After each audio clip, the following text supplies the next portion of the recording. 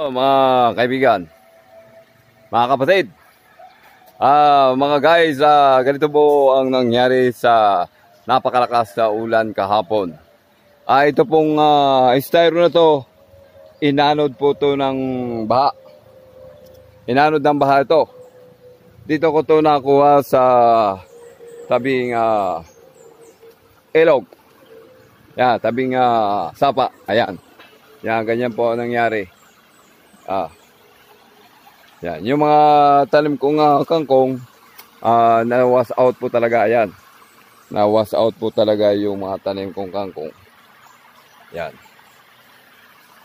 wala na talagang na-wash out po talaga yung mga talim na kangkong. Pero may mga natitira pa namang mga gabi. Ayan, may natira pa namang gabi. Ayan, natira kong gabi. Ayan, ayan, ang natira kong gabi. Yan, yan na lang natira kong gabi hanggang doon. Wala na. Kaya yun na lang natitirang gabi. Kaya ako ang gagawin ko ay ipunin ko yung mga kahoy na natapon doon sa sapa upang mayroon ako panggatong. Kailangan ko ng panggatong. Ayan, iniipon ko to yung galing dito. Kinukuha ko dito. Yan, yung mga ganito. Iniipon ko. Ito mga kahoy na to, panggatong to. Yan, panggatong. Kasi ang mahal ng gasol, super kalan. Yan, iipunin ko yan. Dito panggatong namin dito sa aming altar. Ayan, doon po namin gagamitin kapag magluluto kami. Ayan po ang gagamitin namin. Ayan, marami pa mapipiling dito. Mga kahoy na pwede panggatong. Ayan, marami Ayan, mga panggatong na yan. Naanod po ng baha yan. Ayan. Naanod po ng baha. Kaya kailangan talagang may po yung mga maliliit na kahoy upang maigatong. Ayan. Kailangan po natin maigatong. Ayan, mga kahoy na yan, Ayan. Ayan po ay biyaya ng ating Panginoon. Biyaya po ng ating Panginoon at dahil may mga panggatong. Ayon po ang pakinabang sa mga naanod na baha. Ayan.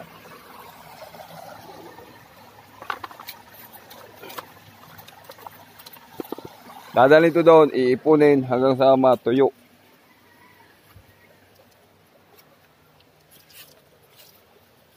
Ayan. Hanggang sa matuyo. Ayan. Ayan, nakabili ako ng asarol. Halagang 300. Ayan. Ayan, halagang 300. Ang halaga niyan ay 300. Hinulog-hulugan ko.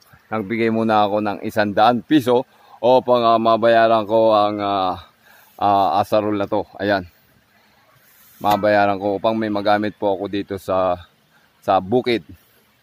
Kaya yun, magsisimula po ako mag-asarol. Papakita ko po sa inyo ang video ng aking pag-asarol kasi itong area na to ay tataniman ko ng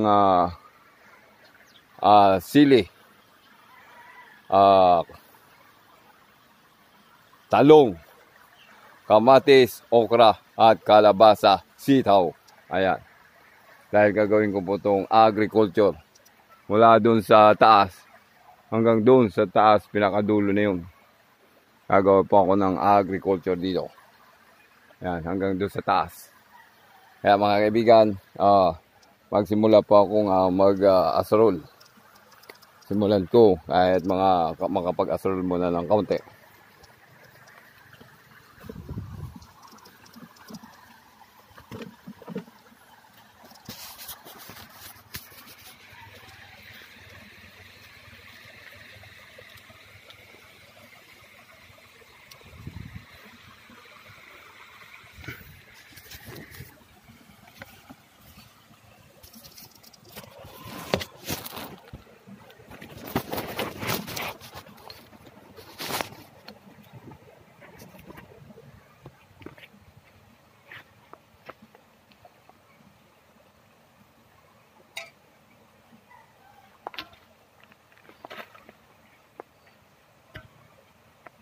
Ito yung gamit kong piko para magawa at makapagsimula ako magtanim.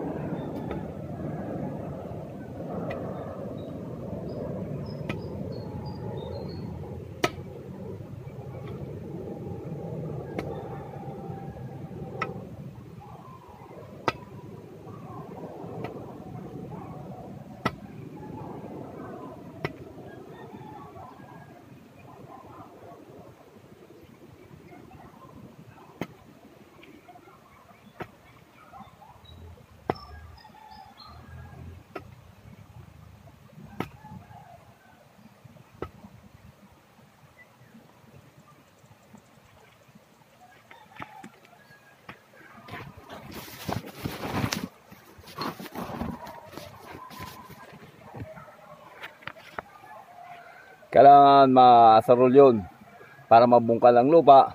Pag nabungkal ang lupa ay mataba at imimix, igigisa, hahaluan ng fertilizer o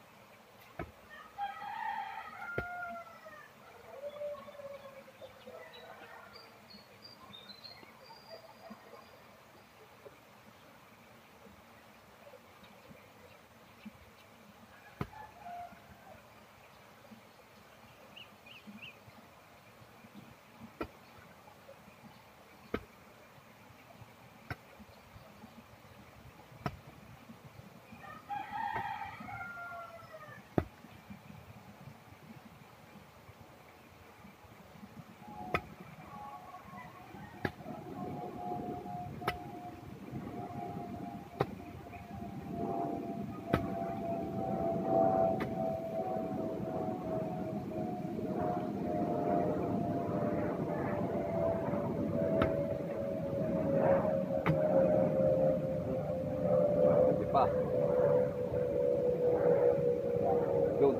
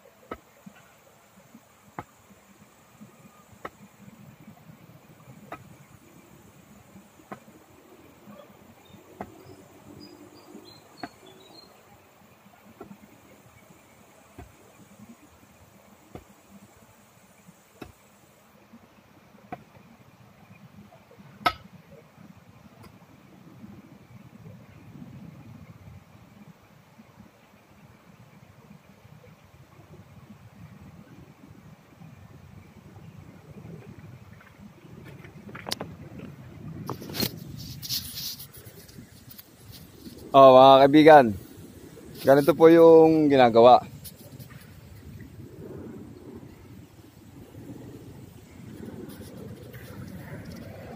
Inaasarol po muna ang lupa para mahukay yung ilalim, yung matabang lupa na sa ilalim, para mag-provide siya ng matabang lupa. Ayan. Kailangan na sarol.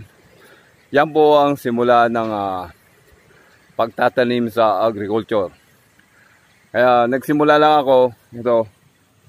Sa sunod, aayos ko yung paano maggawa ng garden, para malaman din nyo yung paggagawa ng garden. Tapos sisimula ako sa sili. Sisimula ako sa pagtatanim ng sili para sa pagbubungkal ng ganitong lupa.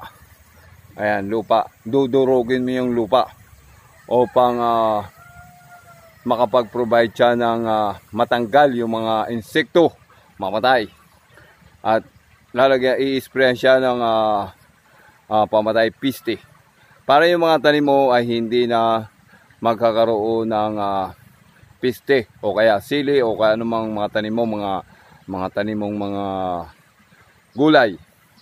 Hindi sila kakainin ng hayop kasi nga ang gagawin dito, isasangag mo to, hahaluan to ng matatabang lupa. Ano ba yung mga matatabang lupa? Yung matatabang lupa, ganitong itim. Na itim na lupa ay kailangan ng matatabang lupa para sa ganoon ay mag-decompose ng provide good vegetable production. Yan ang tinatawag production of vegetable, o kung paano ang pagtatanim ng mga gulay.